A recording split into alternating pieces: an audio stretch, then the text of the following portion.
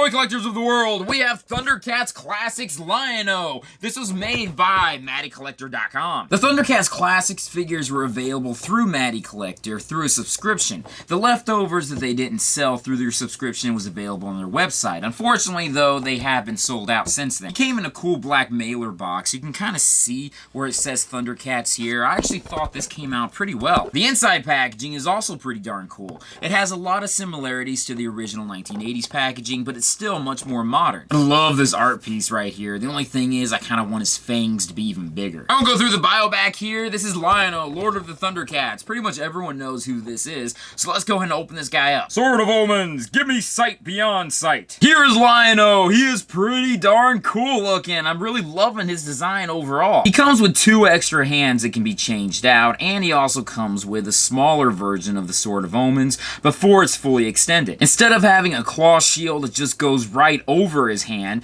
itself is the claw shield. That's how you kind of replace it, by pulling it out and putting in one of the spare hands. He also comes with a claw shield with the Sword of Omens on his side. I've already heard some horror stories about this ripping off because the plastic isn't quite so strong, so I'm not going to take it off, I'm just going to leave it there. And let's not forget the fully extended version of the Sword of Omens. This is the source of the Thundercats' powers, and also the Eye of Thundera. Side by side, you can see the smaller version of the sword before it's extended, next to the fully extended version. Lion-O came out cool looking. I mean, I'm really impressed with the design overall with what he looks like. I love the sculpt they put in his hair. The paint app also came out pretty good. The eyes I've seen from some other figures that have been released have been slightly off, but I think mine came out great. He has very standard Masters of the Universe molds where you can see that this looks very similar in body sculpt to how He-Man does. I don't know if the camera can pick it up too well, but there is some discoloration in the different paint on his boots, but nothing too major, and I can definitely look past that. But let's go ahead and go through his articulation. First, he's got movement in his head, upper shoulder movement, bicep movement, elbow movement, wrist movement, upper body, waist, upper leg movement, knee movement, shin movement, and ankle movement. With only a little bit of effort, you can get the sword right up to the face, very similar to how he looked back in the cartoon. You can see the sculpt of the claw shield came out really well. I really like the paint apps for it. I'm glad that the nails themselves are a different color.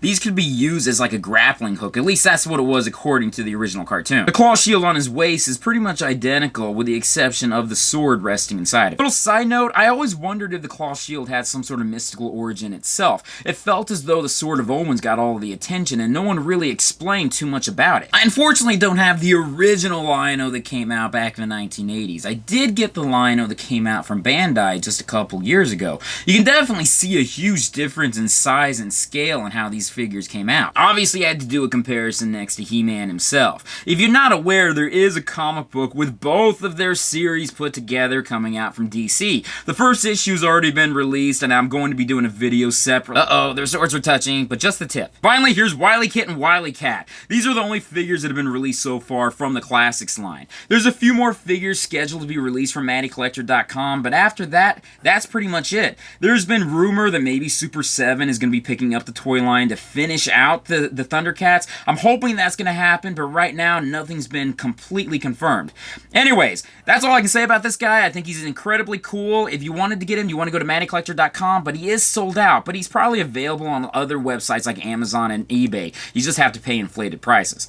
But I'll just leave it at that. Thank you guys for joining me in this video. Be sure to check out my Patreon site, my social media sites, and everything else out there. Peace, love, namaste, and I'll see you guys later. Peace.